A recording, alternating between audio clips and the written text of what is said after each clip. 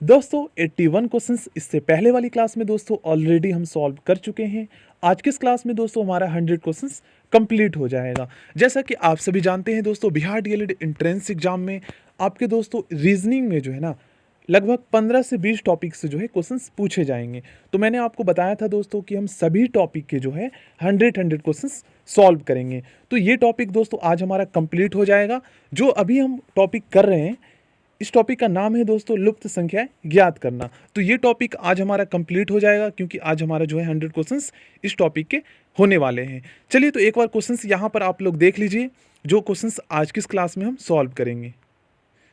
चलिए तो स्टार्ट करते हैं। दोस्तों यदि आपने 81 क्वेश्चंस इससे पहले के सॉल्व किए हैं, इस क्वेश्चन का आंसर दोस्तों आप इजीली कर सकते हैं। देखिए इस क्वेश्चन में दोस्तों इन दोनों संख्याओं को प्लस कर दिया गया है और इन दोनों संख्याओं को प्लस किया गया है और दोस्तों इसका जो है ना स्क्वायर कर दिया गया है। तो देखिए 15 का स्क्वायर होता है दोस्तों 225। इसी तरीके से दोस्तों सेकंड वाला जो हमारा ट्रायंगल है ना, इसमें सेम पैटर्न यूज किया गया है।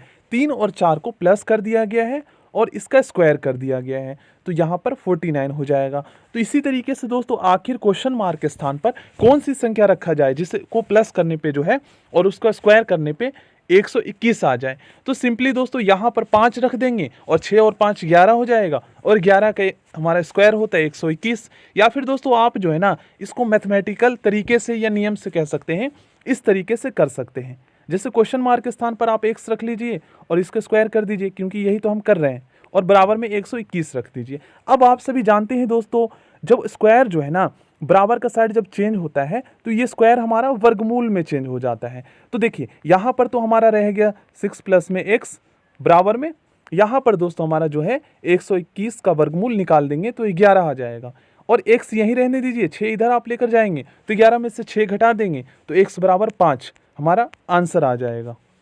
यह है मैथमेटिकल तरीका। इस क्वेश्चन को भी आप इजीली कर सकते हैं। देखिए यहाँ पर दोस्तों क्या किया गया है, 5 और 9 को यहाँ पर मल्टीप्लाई कर दिया गया है। जो सामने सामने जो संख्या है ना उनको आपस में मल्टीप्लाई कर दिया गया है। जैसे दोस्तों यहाँ पर 5 और 9 को जब आप मल्टीप्लाई करेंगे तो 5 9 जा 45 होता है, और जब आप 4 और 8 को मल्टीप्लाई करेंगे तो 4 8 जा 32, और इन दोनों को आप प्लस कर दीजिए तो आपका 77 आ गया। तो यहाँ पर सेम पैटर्न का फॉलो करते हुए जो है इसको सॉल्व करेंगे। तो यहाँ पर जो सामने में जो संख्याएं हैं उनको हम मल्टीप्लाई कर देंगे, ठीक है ना। 3 से 1 जा 21 और इन दोनों को आप प्लस कर दीजिए, 75 जो है हमारा आंसर आ जाएगा। इसमें भी दोस्तों काफ़ी सिंपल पैटर्न यूज किया गया है। देखिए यहाँ पर दोस्तों आप 9 को जो है ना 1 से डिवाइड करेंगे तो यहाँ पर आपका 9 आएगा। सेम इसी तरीके से जो है आप 81 को जो है 9 से डिवाइड कर दीजिए तो यहाँ पर 9 आएगा। अब दोस्तों 729 को जो है आप 81 से डिवाइड कर दीजिए तो यहाँ पर भी आपका 9 आएगा। अब देखिए सेकंड वाले में हम सॉल्व करते हैं। तो दोस्तों 8 को जो है आप 1 से डिवाइड कीजिए तो आपका 8 आएगा, और 64 को 8 से जब आप डिवाइड करेंगे तो 8 ही आएगा, और 512 को जो है 8 से आप डिवाइड करेंगे तो भी यहाँ पर दोस्तों आपका 8 ही आएगा। तो कहने का मतलब ये है कि यहाँ पर जो संख्याएं दे रखी थी, संख्याओं का जो यहाँ पर श्रृंखला कह सकते हैं जो बनाया गया था यहाँ पर, उनको दोस्तों इस तरीके से जब हम डिवाइड कर रहे हैं तो सेम संख्या आ रहा है ना। तो इसी तरीके से इसमें भी सेम आएगा, है ना। ये एक पैटर्न हो गया हमारा। तो 7 को जब आप 1 से भाग करेंगे तो 7 आएगा। उसके बाद 49 को दोस्तों आप जो है 7 से डिवाइड करेंगे तो भी यहाँ पर 7 आएगा। अब क्वेश्चन मार्क के स्थान पर हम क्या रखें जिसको 49 से डिवाइड करने पर जो है हमारा 7 आ जाए।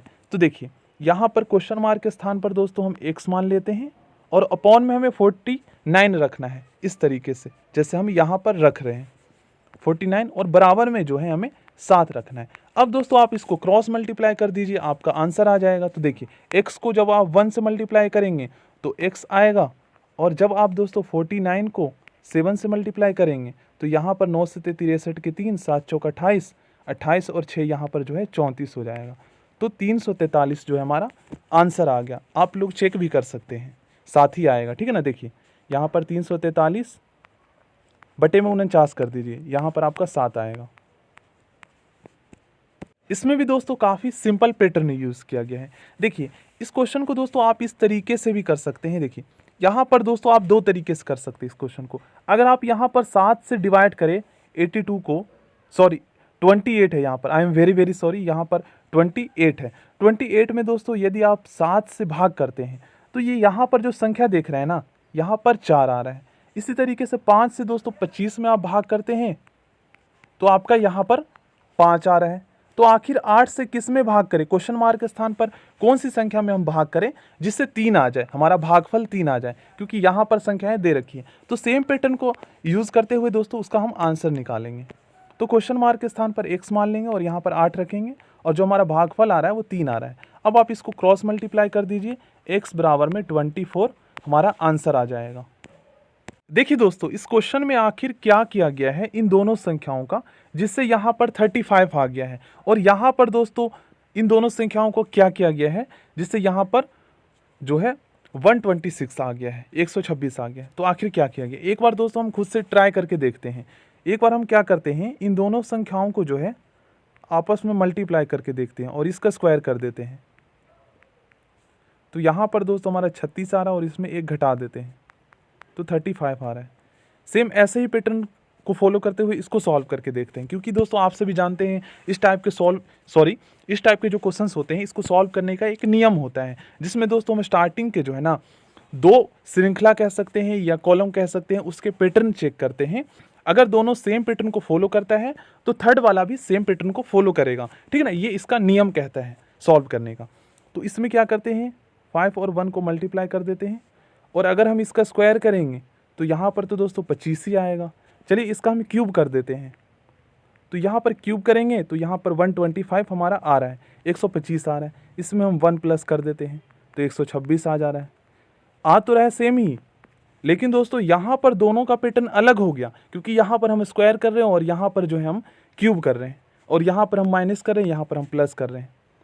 तो यहाँ पर ये वाला पैटर्न हमारा लागू नहीं होगा। अब हम क्या करते हैं, इन दोनों संख्याओं का जो है ना क्यूब कर देते हैं। जैसे 3 का क्यूब कर देते हैं तो यहाँ पर 27 हो जाएगा, और 2 का क्यूब कर देते हैं तो यहाँ पर हमारा 8 हो जाएगा। तो 27 और 8 को जब आप प्लस करेंगे दोस्तों तो 8 7 15 के 5 और 2 और 1 3, यहाँ पर 35 आ गया। तो सेम पैटर्न को फॉलो करते हुए जो है ना हम इसका आंसर निकालते हैं, मतलब देखते हैं 126 आता है या नहीं आता। अगर आ जाता है तो फिर हमारा जो है पैटर्न मिल जाएगा। तो यहाँ पर अगर हम 1 का क्यूब करेंगे तो 1 ही आएगा, और 5 का क्यूब करेंगे तो यहाँ पर 125 आ जाएगा। तो देखिए 1 और 125 को जब आप प्लस करेंगे तो यहाँ पर दोस्तों 126 हमारा आ रहा है आंसर। कहने का मतलब ये है कि यहाँ पर जो है ना ये वाला पैटर्न यूज़ किया गया है।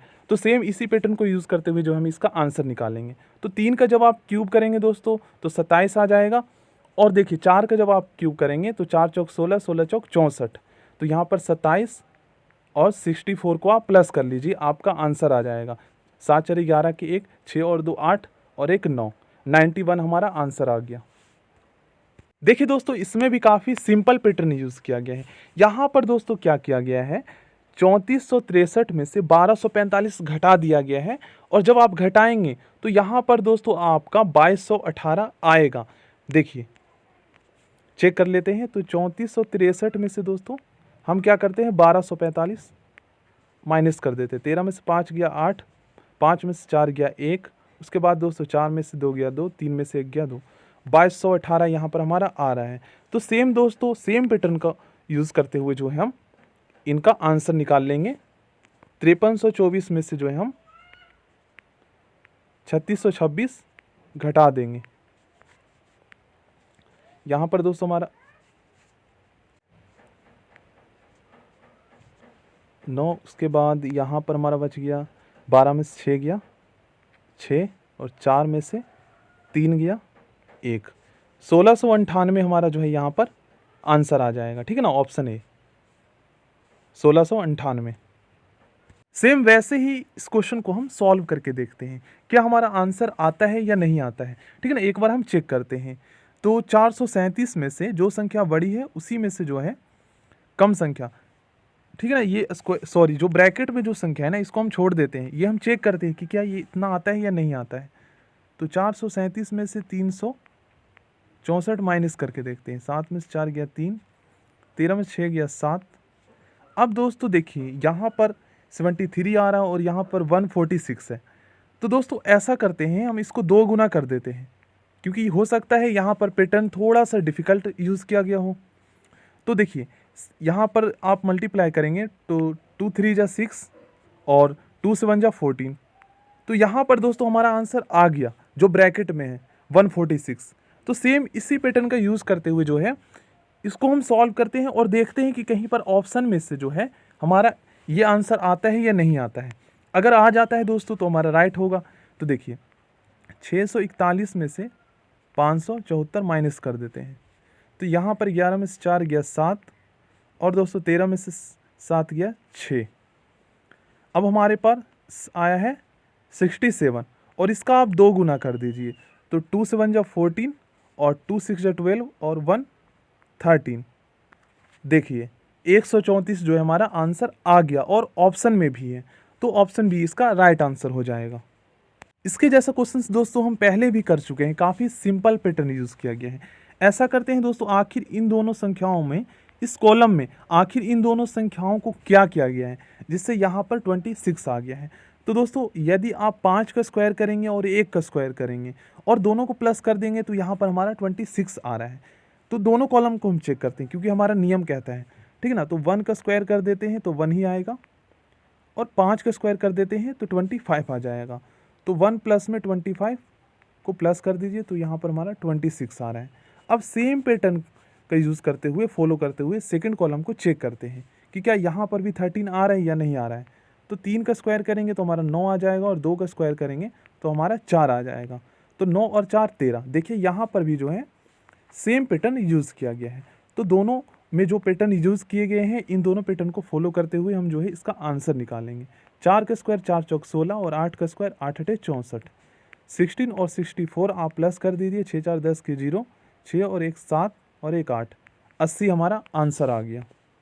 देखिए इस क्वेश्चन में भी काफ़ी आसान पैटर्न यूज़ किया गया है। यहाँ पर दोस्तों फर्स्ट कॉलम में जो है ना, इन दोनों संख्याओं को आपस में मल्टीप्लाई कर दिया गया है और एक को उसमें प्लस कर दिया गया है, जिससे यहाँ पर हमारा 7 आ गया है। इसी तरीके से दोस्तों यहाँ पर भी इन दोनों संख्याओं को मल्टीप्लाई कर दिया गया और इसमें 3 प्लस कर दिया गया है। जैसे देखिए 3 2 जा 6 और 1, यहाँ पर हमारा 7 आ गया। इसी तरीके से 5 4 जा यहाँ पर हमारा 20 आ जाएगा और 20 में आप 3 प्लस कर देंगे तो 23 आ जाएगा। तो सेम वैसे ही करते हैं, इन दोनों संख्याओं को मल्टीप्लाई करते हैं और उसमें हम क्वेश्चन मार्क के स्थान पर x प्लस कर देते हैं। तो 7 3 जा 21 प्लस में x बराबर में 21। यहाँ पर दोस्तों अब दोस्तों इस इक्वेशन को हम सॉल्व कर लेते हैं, हमारा आंसर आ जाएगा। तो x आप यहीं रहने दीजिए और बराबर किस साइड में जब 21 आप लेकर जाएंगे तो माइनस में हो जाएगा। और देखिए 21 रुपीज़ आपके पास है और 21 रुपीज़ की आपने कोई चीज़ खरीद ली तो आपकी जेब से तो चला जाएगा, तो कितना बचेगा आपके पास? 0। तो x बराबर में 0 हमारा आंसर आ गया, ठीक है ना। यहाँ पर 0 होगा और इनको इससे मल्टीप्लाई करना है और 0 जब आप प्लस करेंगे तो 21 ही आपका आंसर आएगा। आप चेक भी कर सकते हैं। देखिए दोस्तों ये एडवांस लेवल का क्वेश्चन है।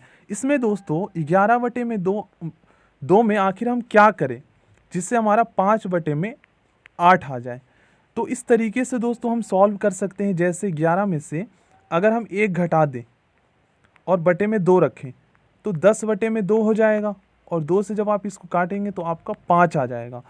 तो अंश में जो न्यूमरेटर में जो हमारा 5 है ये तो आ गया, लेकिन डिनोमिनेटर में 8 है, ये कैसे आएगा?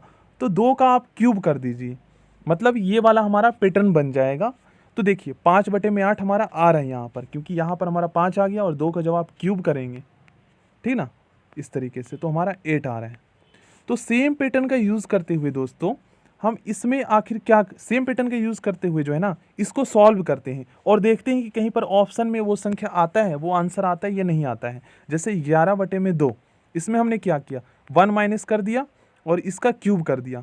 क्यूब हमने बाद में किया, ठीक है ना। इनको हम जो है सॉल्व करने के बाद देखिए इस तरीके से 5 आया था, उसके बाद दोस्तों 2 का हमने क्यूब कर दिया था, ठीक ना। तो सेम पैटर्न का यूज़ करते हुए जो है 7 बटे 3 को सॉल्व करते हैं, क्योंकि 5 बटे 8 तो हमारा आया था आंसर। तो 7 बटे 3 में क्या करेंगे, इसमें पहले 1 घटाएंगे तो यहाँ पर हमारा 6 आ जाएगा और नीचे 3 से हम इसको काटेंगे, 3 दूनी 6, 2 आ रहा है यहाँ पर ऊपर में, और नीचे में हमें इसका क्यूब कर देना है 3 का। तो 3 तिया 9, 9 तिया 27, ठीक है ना। 2/27 यहाँ पर आ रहा है, देखिए ऑप्शन बी में है, तो हमारा ये राइट आंसर हो जाएगा, ठीक है ना। दोस्तों ये क्वेश्चन पहले से थोड़ा सा डिफिकल्ट है। इस क्वेश्चन में क्या करना है, 14 और 26 को दोस्तों यहाँ पर जो है ना प्लस कर दिया गया है, और उसके बाद दोस्तों जब आप इसको 10 से डिवाइड करेंगे तो 4 आएगा। फर्स्ट कॉलम को सॉल्व करने पर हमारा 4 आ रहा है, देखिए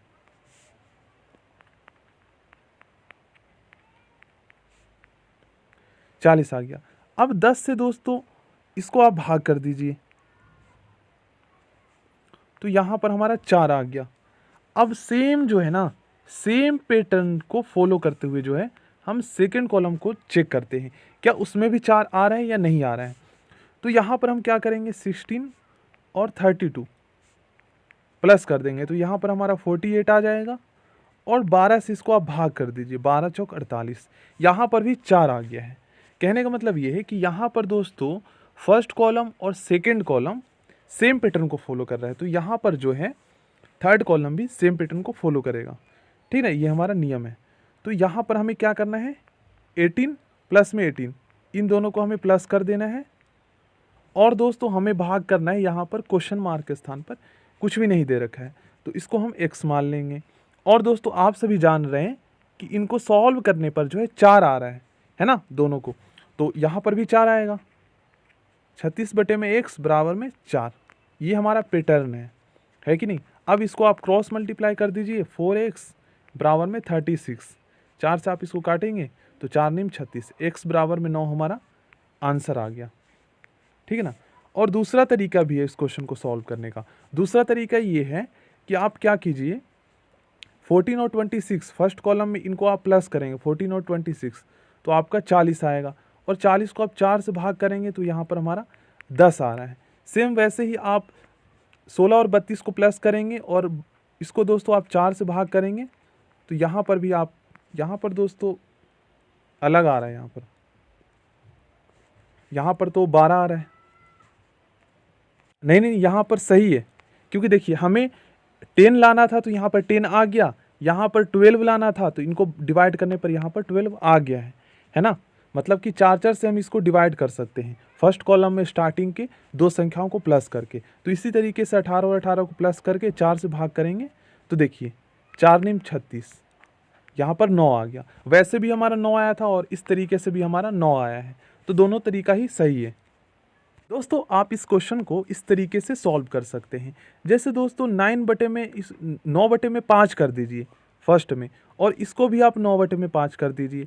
अब यहाँ पर आप क्रॉस मल्टीप्लाई कर दीजिए, तो 9×5 = 45, और यहाँ पर भी हमारा 45 आ रहा है ना। इस तरीके से हम सॉल्व करते हैं। इसी तरीके से आप जो है 17/4 और 17/4 इन दोनों को आप बटे में लिख लीजिए, और इनको आप क्रॉस मल्टीप्लाई कीजिए, तो 17 चौक 68 और 17 चौक 68 दोनों तरफ जो है हमारा बराबर आएगी संख्याएं, ठीक ना। तो इसी तरीके से सेम पैटर्न को फॉलो करते हुए जो है हम इनका आंसर निकालेंगे। तो देखिए यहाँ पर हम क्या रखें, कुछ x मान लेते हैं, और यहाँ पर 16/8, तो दोनों साइड में संख्याएं जो है सेम आएगी। इसको आप इससे मल्टीप्लाई कर दीजिए, तो यहाँ पर तो हमारा 16x हो जाएगा, और यहाँ पर आप जो है इस तरीके से लिख सकते हैं ना, क्रॉस हम मल्टीप्लाई कर रहे हैं, तो आप इसको इससे मल्टीप्लाई कर देंगे, तो यहाँ पर देखिए 128 आ रहा है। या आप देख लीजिए यहाँ पर 16 और x आपस में मल्टीप्लाई हो रहा है, तो 16 को दोस्तों जब आप इस साइड लेकर जाएंगे तो ये मल्टीप्लाई वाला इधर आकर भाग में चेंज हो जाएगा, ये सामने सामने आप काट दीजिए, तो x बराबर में जो है हमारा 8 आंसर आ गया, ठीक ना। यहाँ पर भी मैथ का ही खेल है रीजनिंग में। यहाँ पर हमने क्या किया था दोस्तों, इससे मल्टीप्लाई किया था, x यहीं रहने दीजिए, 8 जो है हमारा आंसर आ जाएगा।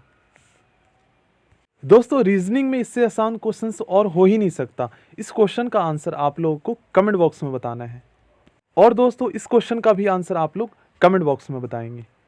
देखिए बहुत ही आसान क्वेश्चन है ये। इस क्वेश्चन में दोस्तों यहाँ से हमारा कॉलम बन रहा है, तो 4 को 4 से आप मल्टीप्लाई करेंगे तो 4 4 जा 16। इसी तरीके से 27 को आप 3 से मल्टीप्लाई करेंगे तो 27 कम 27, 27 दूनी 54, 27 तिया 81 आ रहा है। तो इसी तरीके से यहाँ पर आप 25 को 5 से मल्टीप्लाई करेंगे तो 25 पचे 125 हमारा आंसर आ जाएगा, ऑप्शन सी। इसका आंसर भी आप लोग दोस्तों कमेंट बॉक्स में बताएंगे। बहुत ही आसान क्वेश्चन है, इसके जैसा क्वेश्चन हम ऑलरेडी कम से कम दोस्तों 5 से 6 क्वेश्चन हमने किया है। इस क्वेश्चन का आंसर भी दोस्तों आप लोग कमेंट बॉक्स में बताएंगे, सेम उसके जैसा ये क्वेश्चन। देखिए दोस्तों, काफ़ी सिंपल क्वेश्चन है ये। यहाँ पर क्या किया गया है, यहाँ पर दोस्तों 4 और 3 को मल्टीप्लाई कर दिया गया है और जो आया है दोस्तों उसका जो है ना स्क्वायर कर दिया गया है। तो देखिए 4 तिया 12, 12 का स्क्वायर जब आप करेंगे मतलब 2 टाइम आप मल्टीप्लाई करेंगे तो 144 आएगा। इसी तरीके से दोस्तों यहाँ पर 11 और 9 को मल्टीप्लाई कर दिया गया है, तो 11 9 99 और 99 को दोस्तों आप स्क्वायर करेंगे तो आपका 9801 आएगा। तो इसी तरीके से 15 को आप 6 से मल्टीप्लाई कर दीजिए तो यहाँ पर 15 6 90 आ जाएगा, है ना। और 90 का आप स्क्वायर कर दीजिए, मतलब इसको 2 टाइम आप मल्टीप्लाई कर दीजिए तो 9 9 81 और 2 0, यहाँ पर जो है ना हमारा आंसर ऑप्शन बी हो जाएगा। इसीलिए कहते हैं दोस्तों कि प्रैक्टिस जो है ना बहुत ज़्यादा ज़रूरी है, क्योंकि दोस्तों जितना आप प्रैक्टिस करेंगे उतना आपको पैटर्न याद होगा। अब इस क्वेश्चन को सॉल्व करने में दोस्तों मुझे 2 से 3 मिनट लग गए, फिर भी मुझे नहीं हुआ सॉल्व, ठीक है ना। बट दोस्तों मैंने ट्राई किया, यहाँ पर कुछ अलग ही पैटर्न यूज़ किया गया है, आप खुद देख लीजिए। देखिए यहाँ पर दोस्तों 9 फर्स्ट कॉलम में 9, 12 और 15, यहाँ पर सबसे पहले दोस्तों मैंने HCF निकाल के देखा। जैसे पहले भी हमने किया है, एक श्रृंखला था जिसमें दोस्तों हमने HCF निकाला था, ठीक है ना। तो यहाँ पर HCF निकाला तो HCF तो होता है दोस्तों, HCF तो 180 आ ही नहीं सकता, इनका सबसे कम होता है ना, हाईएस्ट कॉमन फैक्टर जो होता है वो इनमें सबसे कम होता है।